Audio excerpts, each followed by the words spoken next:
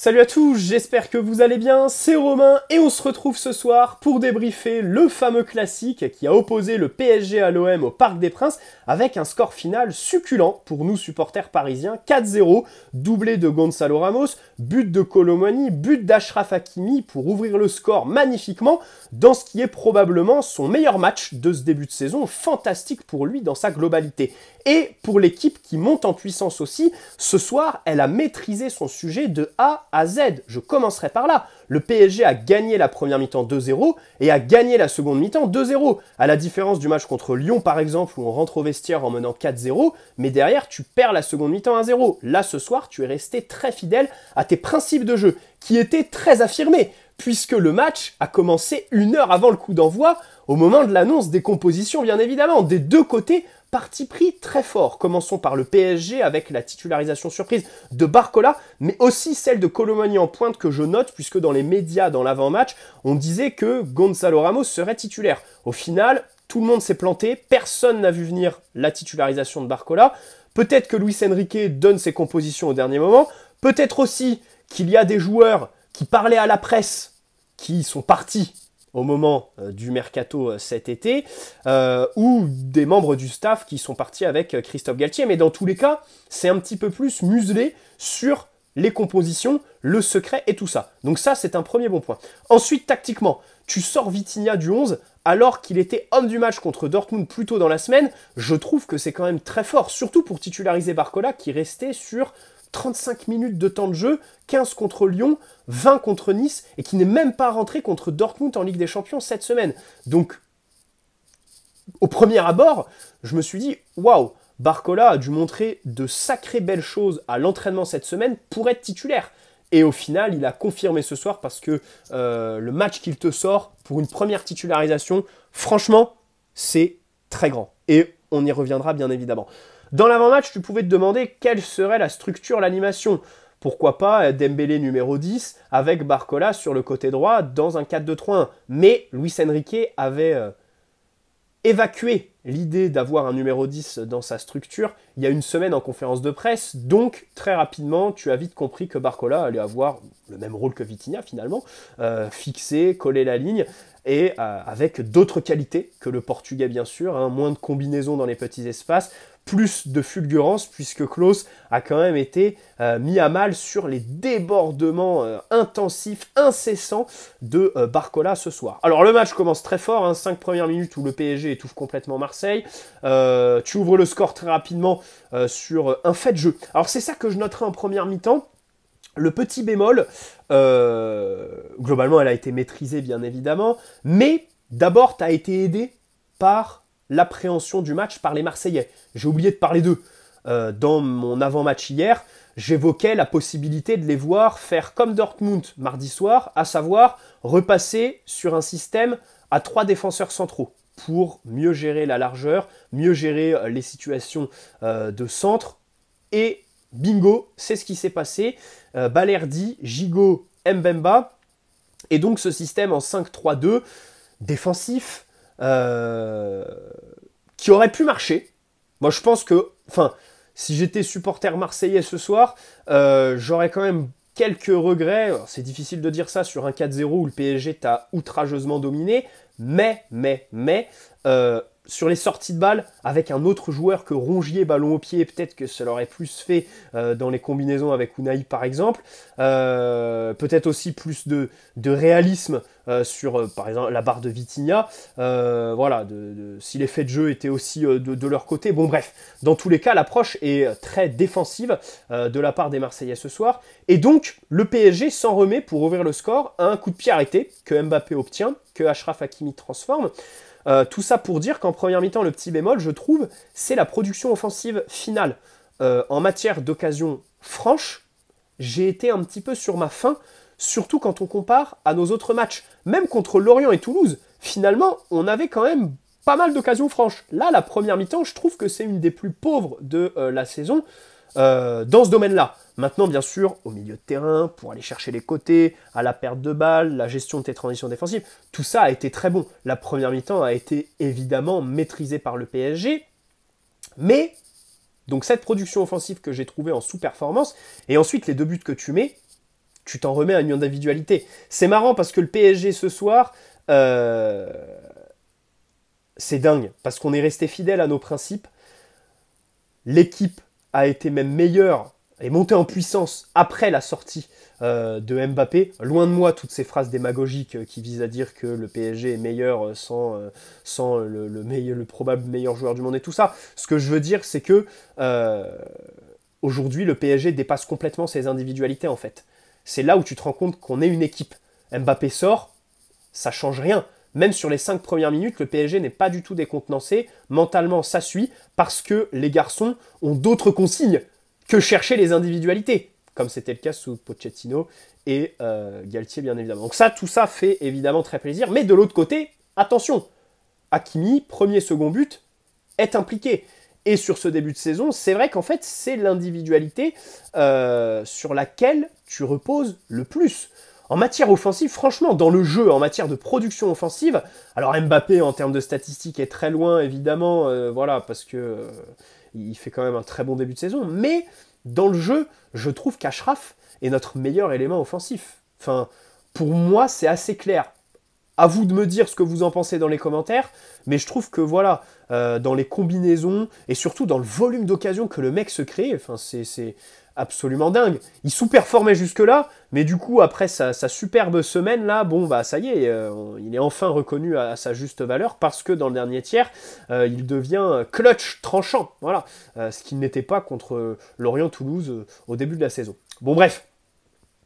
Et puis donc cette seconde mi-temps, à noter le but très rapide au retour des vestiaires. On se souvient l'année dernière, le PSG se faisait quasiment tout le temps cueillir à froid au retour des vestiaires. On prenait un but sur un centre parce qu'on avait la tête ailleurs. Là, déjà contre Dortmund, mardi soir, encore aujourd'hui, le but magnifique. Le premier de Gonzalo Ramos, la tête est extraordinaire. Mais vraiment, le premier de Gonzalo et le but d'Achraf Hakimi sont vraiment magnifiques. De très très beaux buts. Enfin voilà, ça m'a fait vraiment plaisir. Ça faisait longtemps que j'avais pas autant hurlé devant un but, pour tout vous dire en fait. Voilà, j'ai vraiment été content. J'en perds ce que je voulais dire. Bref, donc voilà, même si, concernant les retours de vestiaire, vendredi dernier contre Nice, 53e, hein, le but de Laborde. Donc on nuance un petit peu là-dessus, même si cette semaine on a été plutôt bon. Et puis tu termines le match sur ce 4-0. Petit bémol de la fin de match, peut-être les éléments carbonisés physiquement. Et ça, je dois vous dire que ça me fait un petit peu peur de voir des joueurs qui tirent la langue aussi tôt. Alors, Luis Enrique a fait ses remplacements défensifs tôt dans le match, quand il sort Dembélé et Lucas Hernandez, ça c'est très bien vu.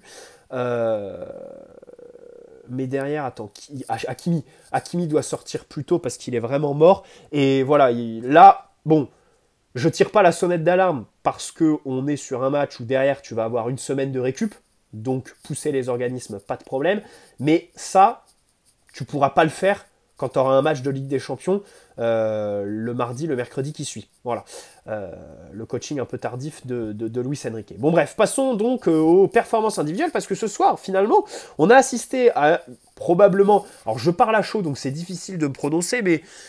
Déjà, bon, c'est le match qui m'a le plus plu, vraiment, d'un point de vue émotionnel, mais c'est parce que c'était un classique que je dis ça.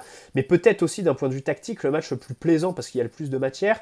Le match le plus abouti du PSG de Luis Enrique. À voir, faut peut-être prendre du recul. Je sais pas trop ce que je dis là. C'est un ressenti à chaud que je sors là. Par contre, ce dont je suis certain, c'est que dans ce match, on a eu des joueurs qui, individuellement, ont fait leur meilleure prestation depuis leur signature au club. Et en ce début de saison. Je pense notamment à Ousmane Dembélé. J'ai beaucoup aimé Warren Zaïre-Emery aussi. J'ai vraiment aimé son match. Et on pensera à Barcola, Ugarte, le doublé de Gonzalo Ramos. Donc dans ce débrief, on va mettre en avant celui de Zaïre-Emery. Voilà, que j'ai trouvé très juste, dans un registre assez différent des autres matchs. À savoir beaucoup plus dans la combinaison, dans les petits espaces, moins de verticalité, plus d'activité sur la largeur. J'ai vraiment kiffé. Bref. Commençons par Donnarumma, qui n'a pas été mis en danger, encore une fois. Encore, on note quand il a joué vite, à la relance, 2 ou 3 fois. Quand il a cherché Lucas Hernandez, rapidement. Pareil, Lucas, j'ai remarqué que Lucas l'a applaudi longuement quand il a fait sa passe assez verticale en première mi-temps. ça prouve qu'à l'entraînement, ils doivent travailler ça. Marquinhos, franchement, Marquinhos, on a retrouvé le capitaine du PSG. Ses prestations sont très abouties. Ce soir, j'ai beaucoup aimé. D'ailleurs, il est impliqué sur le deuxième but de Gonzalo Ramos, si je dis pas de bêtises. Non, ou le premier, je crois. Avec son jeu de passe à la relance. Voilà. Avec ballon, j'ai beaucoup aimé son match.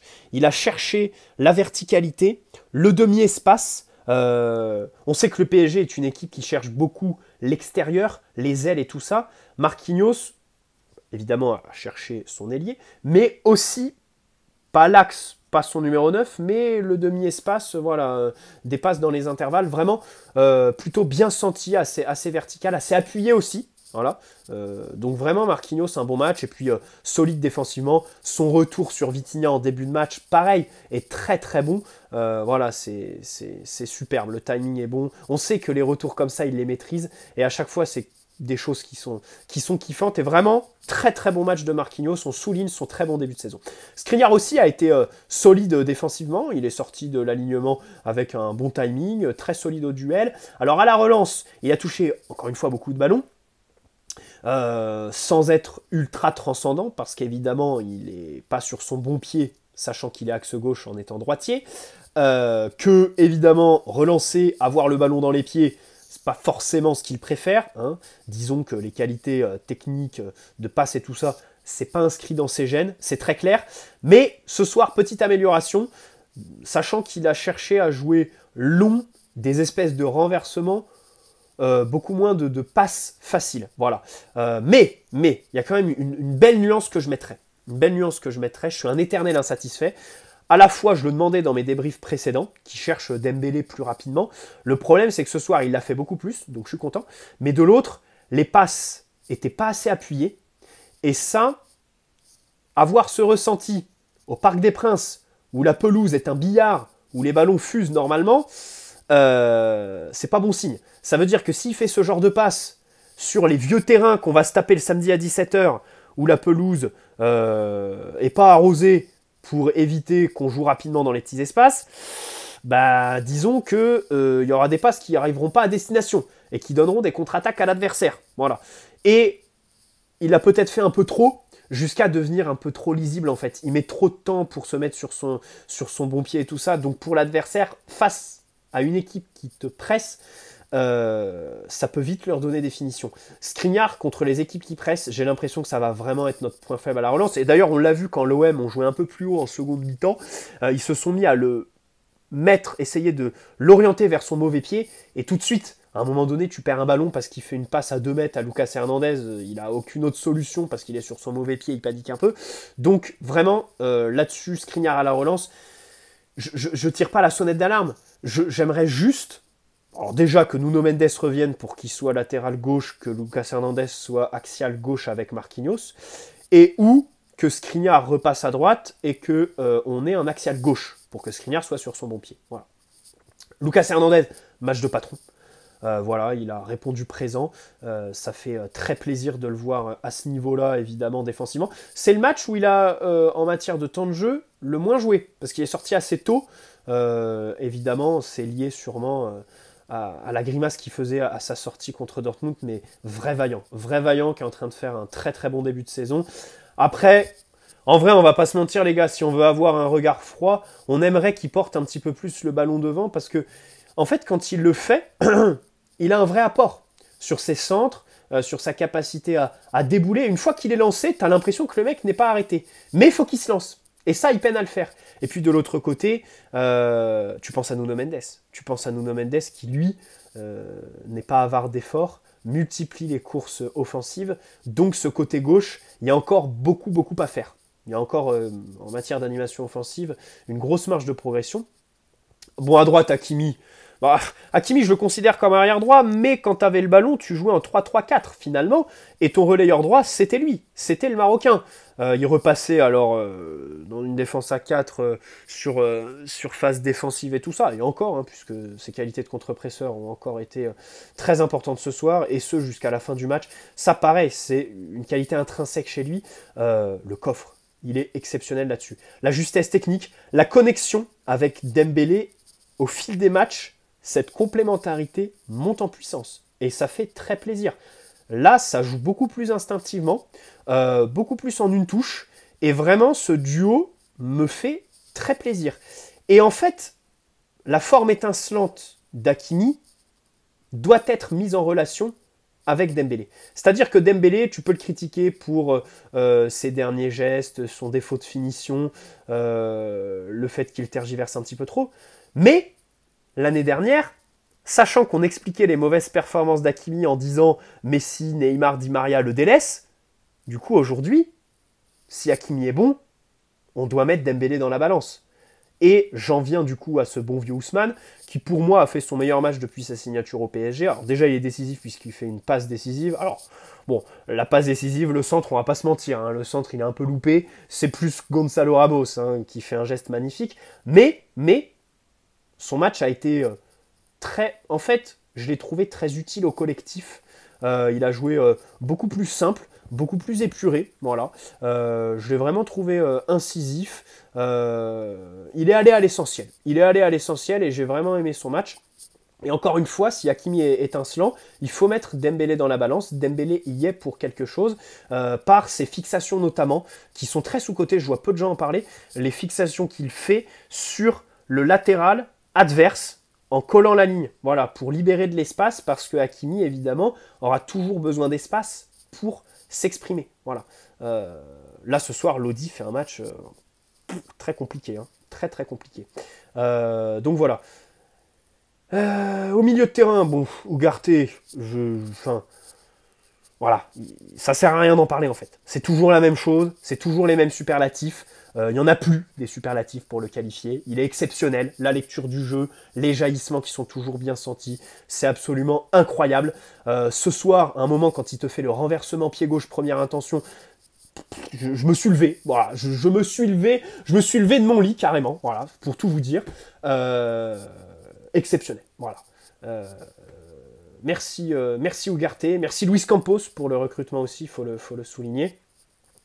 Parce que techniquement, je m'attendais vraiment pas à ça quand on l'a signé après avoir fait des menaces écrites envers Chelsea qui proposait au Sporting de faire des magouilles pour nous devancer dans la négociation. Voilà, je pensais vraiment pas avoir un tel joueur dans l'équipe à ce moment-là. Vraiment, ça fait plaisir. Warren, comme je le disais, et en fait, les deux prestations de nos deux milieux de terrain sont d'autant plus excellentes qu'ils étaient deux ce soir. Enfin, il y avait Barcola, mais Barcola, c'est pas Vitinha en matière d'équilibre. On l'a vu, hein, à des moments, Barcola a eu des petits défauts de défense, même si globalement, son match défensivement est très très beau. Et on y viendra à Barcola. Mais voilà, notre milieu de terrain, Warren, je l'ai trouvé beaucoup plus intéressant que sur les autres matchs dans le dernier tiers. Mais vraiment, dans les positions hautes, là, je vais me refaire le match, et je sens que je vais encore plus kiffer ce match de Warren, qui est un de mes préférés, voilà, je sais pas, ça a été un petit peu mon coup de cœur du soir. Alors après, il y a tous les autres, hein, et on y viendra. Colomani qui commence numéro 9, alors son début de match est compliqué, hein. Son début de match est compliqué, alors les déplacements, les automatismes avec les partenaires, tout ça, ça se travaille. Mais par contre, quand il reçoit le ballon, que l'exécution technique n'est pas dans le tempo, que le geste n'est pas le bon, là, tu peux te poser des questions. Au final, il met un but, il ouvre son compteur juste avant la mi-temps sur cette frappe sur le poteau d'Hakimi, ça fait très plaisir pour lui. En plus, tu sens qu'il est libéré. Bref, de toute façon, il va être kiffé des supporters parce qu'il y a la célébration dingue. Ensuite, après, il y a quand il s'insulte avec Balerdi, quand il se chauffe à la fin de match et tout ça. C'est typiquement le genre de joueur que les supporters vont adorer. Voilà. Alors, en tant que numéro 9, bon, son match est plutôt moyen. Mais alors, en tant que ailier droit, franchement, les gars, si Dembélé n'avait pas fait ce soir son meilleur match pour moi depuis sa signature au PSG, j'aurais ouvert le débat avec Colomani qui a vraiment été meilleur sur le côté droit que dans l'axe. En fait, une fois qu'il est lancé, il en impose tellement physiquement pour son adversaire que t'as l'impression que c'est très difficile de lui retirer le ballon. Le mec est un vrai bulldozer, quoi. C'est marrant cette capacité à vraiment emmener l'adversaire avec lui sans forcément faire un dribble, hein, sur juste une conduite de balle. L'adversaire ne le bouge pas parce que le mec vraiment voilà est vraiment un bulldozer tout simplement. Et au final ça finit en centre, en plus de ses efforts, de ses capacités à avaler les espaces. Et j'irais même jusqu'à dire sa complémentarité avec Gonzalo Ramos. Ce soir, les deux se sont bien entendus hein, sur le temps qu'ils ont joué ensemble. Il y a même une passe décisive. Donc ça fait plaisir, parce que ça te laisse encore plus de possibilités. Mais ça, si vous suivez les vidéos, de toute façon, je le disais dès la signature de Colomani, enfin, personnellement, je le vois... C'est difficile à dire, mais je le vois... Je pense qu'il sera beaucoup mieux utilisé dans ce PSG en tant qu'ailier plutôt que numéro 9. Dans le sens où le PSG, à la différence de Francfort, 80% du temps, on affronte des blocs bas où, quand tu es attaquant, ben, le but, c'est d'attendre un petit peu les ballons, de jouer de haut but, et encore, puisque le PSG cherche à chaque fois les ailes. Colomani, si tu le mets sur une aile, beaucoup plus de ballons touchés, capable d'être assez dévastateur comme ça, de faire briller ses partenaires, parce qu'encore une fois, ce soir, mine de rien, deuxième passe décisive pour lui, donc ça fait très plaisir. Gonzalo Ramos, écoutez, doublé de buteur, d'attaquant, et comme je l'ai dit, le premier but là, parce qu'en fait, Dembélé, d'un côté, je suis content parce qu'il arrête les centres à ras de terre, mais de l'autre, c'est même pas un centre en hauteur, c'est vraiment un centre demi-hauteur, qui est plus loupé qu'autre chose, je pense. Mais Gonzalo Ramos, waouh! Sachant que le centre est à la hauteur de ses genoux, finalement, il va le chercher, boum, et fait le super geste pour aller le mettre dans les filets, vraiment top. Vrai geste d'attaquant, donc ça fait très très plaisir. Et puis je terminerai sur Barcola, bien évidemment. Quelle performance dans les 1 contre 1, la vivacité, l'explosivité, défensivement les replis déjà, et ensuite leur efficacité, parce qu'il a récupéré quelques ballons, mine de rien. Encore une fois, quand tu es attaquant, il y a défendre et défendre. T'en as qui courent pour courir, les courses sont un peu démagogiques, puisqu'ils ne savent pas défendre, ils font des fautes, ou alors ils apprennent mal les duels, mais lui, il a une vraie lecture des trajectoires, il a une vraie appréhension des duels, il récupère des ballons, il les remonte très bien, il se connecte très bien avec ses partenaires. Franchement, je suis à 22 minutes de débrief, donc là je vais arrêter. On reviendra demain plus en détail sur le match. Le seul petit axe de progression qu'on pourrait lui trouver, c'est qu'il déborde peut-être trop. Parfois, il faut plus qu'il prenne la solution intérieure. Voilà. Qu'il aille chercher, par exemple, un relais avec son buteur, plutôt que de déborder, parce que face à des latéraux qui le muselleront mieux, il sera vite isolé. Voilà. Chercher les situations de débordement, c'est très bien, hein, mais peut-être qu'il varie un petit peu plus. Dans tous les cas, mais quelle personnalité, au vu de son jeune âge, que c'est sa première titularisation. Non, vraiment dingue. J'ai trop kiffé, je suis sous le charme, les gars.